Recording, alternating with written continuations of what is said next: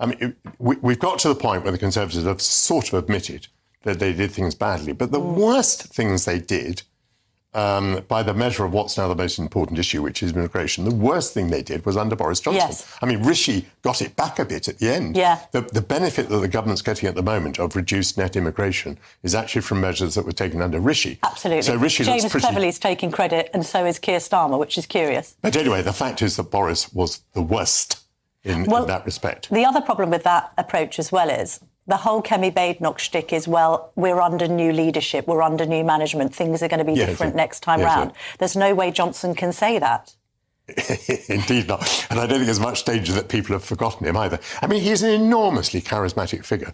But you may remember that despite being charismatic, despite winning a great election victory, I dare say he might win another election victory.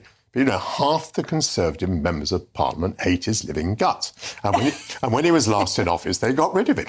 Would you want to recruit him if you were Nigel Farage, finally?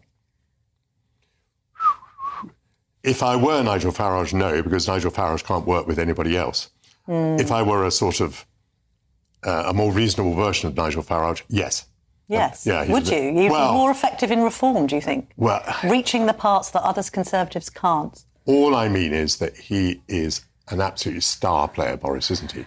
I mean, there is a man who conjures majorities out of thin air. There was a man who was mayor of London